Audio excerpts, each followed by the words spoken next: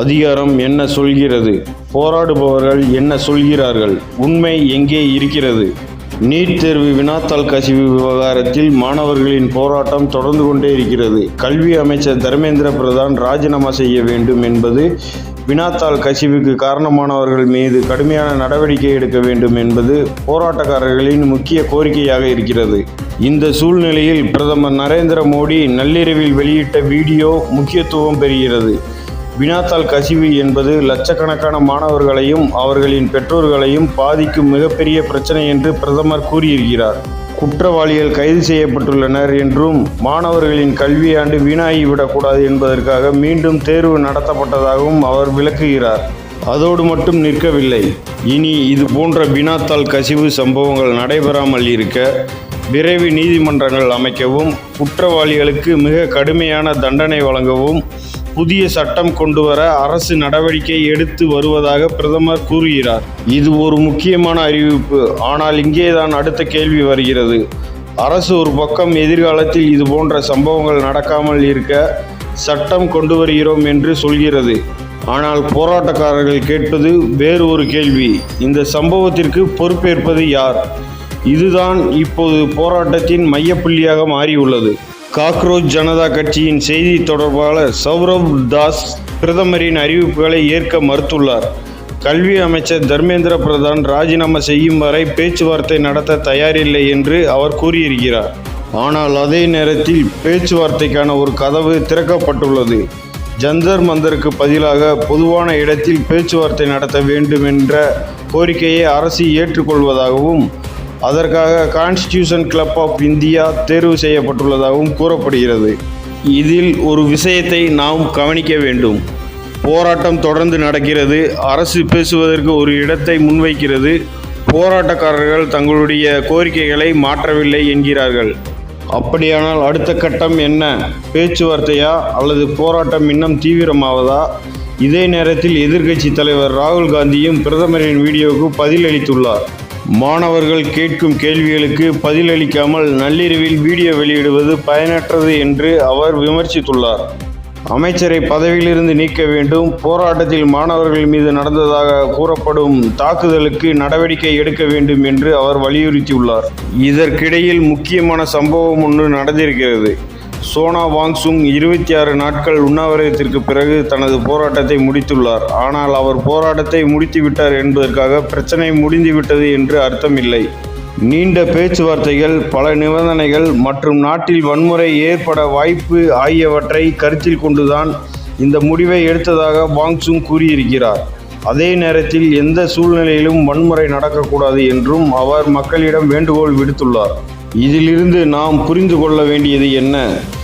ஒரு ஜனநாயகத்தில் போராட்டம் என்பது அரசுக்கு எதிரான போர் அல்ல. அது அரசாங்கத்தின் கவனத்தை ஒரு பிரச்சனையின் மீது திருப்புவதற்கான ஒரு வழி. ஆனால் அதே நேரத்தில் அரசாங்கமும் போராட்டக்காரர்களின் ஒவ்வொரு கோரிக்கையும் ஏற்றுக்கொள்ள வேண்டிய கட்டாயத்தில் இருக்க முடியாது. இரண்டு தரப்பும் ஒரு மேஜையில் அமர்ந்து பேசுவதுதான் ஜனநாயகத்தின் அடுத்த படியாக இருக்க வேண்டும். இப்போது இந்த விவகாரம் பேச்சுவார்த்தைக்கு மேஜைக்கு வந்திருக்கிறது. அங்கேதான் உண்மையான முடிவு எடுக்க வேண்டும். தூத்துக்குடியில் 24 வயதான அருணாச்சலம் என்ற இளைஞர் காவல்துறையினரால் கைது செய்யப்பட்ட பின்னர் மருத்துவமனையில் சிகிச்சை பெற்று உயிர் இழந்திருக்கிறார். இந்த சம்பவம் தற்போது மிகப்பெரிய சர்ச்சையை ஏற்படுத்தியுள்ளது. காவல்துறை தரப்பில் ஒரு விளக்கம், குடும்பத்தினர் தரப்பில் இன்னொரு குற்றச்சாட்டு. காவல்துறை கூறுவது என்ன? அருணாச்சலம் சட்டவிரோதமாக மதுபானம் விற்பனை செய்ததாக கைது செய்யப்பட்டார். அவரிடமிருந்து 120 மதுபான பாட்டில்கள் பறிமுதல் செய்யப்பட்டதாக காவல்துறை தெரிவிக்கிறது. கைது செய்யப்பட்ட போது மருத்துவ பரிசோதனை நடத்தப்பட்டது என்றும், அப்போது அவரது உடலில் வெளிப்புற காயங்கள் எதுவும் இல்லை என்றும் காவல்துறை கூறுகிறது. மேலும் காவல் நிலையத்தில் இருந்தபோது திடீரென மயங்கி விழுந்ததாகவும், அந்த சம்பவம் சிசிடிவி கேமராவில் பதிவாகி உள்ளதாகவும் காவல்துறை விளக்கம் அளித்துள்ளது. ஆனால் குடும்பத்தினர் கூறுவது முற்றிலும் மாறுபட்டது. காவல்துறையினர் தாக்கியதால் தான் தனது மகன் தலையில் காயம் ஏற்பட்டதாகவும் அவர் தாய் குற்றம் சாட்டுகிறார். மேலும் மருத்துவமனையில் இருந்தபோது அருணாச்சலம் தனது நண்பர்களிடம் பதிவு செய்ததாக கூறப்படும் வீடியோ தற்பொழுது வெளியாகியுள்ளது. அதில் தன்னை கைது செய்து அழைத்துச் சென்ற போலீசார் தன்னை தாக்கியதாக அருணாச்சலம் கூறினார் என்று குடும்பத்தினர் தெரிவிக்கின்றனர். இங்கேதான் மிகப்பெரிய கேள்வி வருகிறது. உண்மை எது? அருணாச்சலம் காவல்துறை கூறுவது போல் தானாக கீழே விழுந்து காயமடைந்தாரா, அல்லது குடும்பத்தினர் கூறுவது போல் காவல்துறையினர் தாக்கியதால் காயம் ஏற்பட்டதா?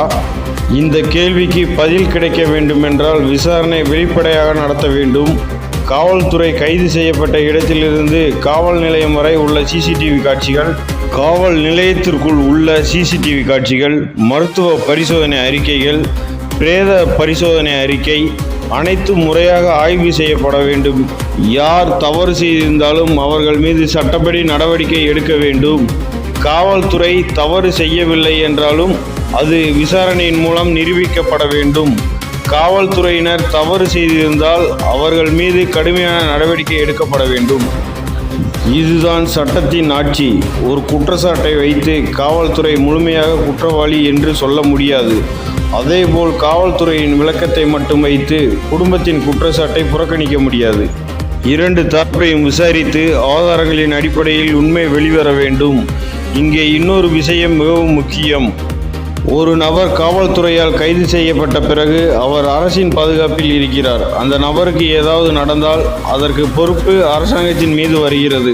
அதனால் இந்த விவகாரத்தில் வெளிப்படையான விசாரணை என்பது ஒரு குடும்பத்திற்கு மட்டுமல்ல, பொதுமக்களின் நன்மைக்கும் அவசியமானது.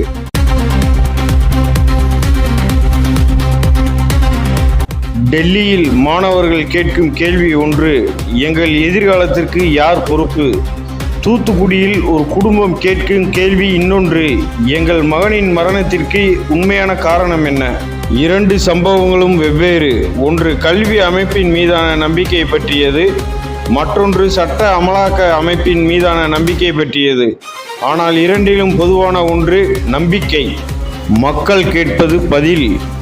அந்த பதில் அரசியல் அறிக்கைகளில் மட்டும் இருக்கக்கூடாது. அது ஆதாரங்களுடன் இருக்க வேண்டும், விசாரணைகளுடன் இருக்க வேண்டும், நீதியுடன் இருக்க வேண்டும். அப்பொழுதுதான் மக்களின் நம்பிக்கை நிலைத்திருக்கும்.